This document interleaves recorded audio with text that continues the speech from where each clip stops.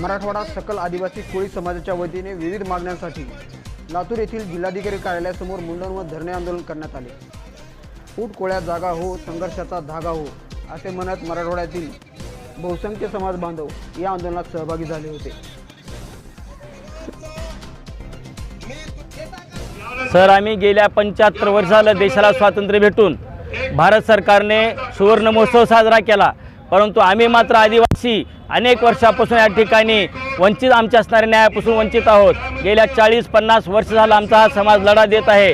आमच्याकडे वैधता प्रमाणपत्र आहेत, आमच्याकडे निजाम गॅजेटमध्ये नोंदी आहेत, आमच्याकडे ब्रिटिश सरकारच्या महादेव कोळी मल्हार कोळी नोंदी असताना, आमच्या वडिलांना असणारं वैधता मिळाली असताना आम्हाला असणाऱ्या समितीमध्ये या ठिकाणी पुन्हा वैधता प्रमाणपत्र भेटत नाही आणि म्हणून आम्ही या ठिकाणी आंदोलन करत आहोत।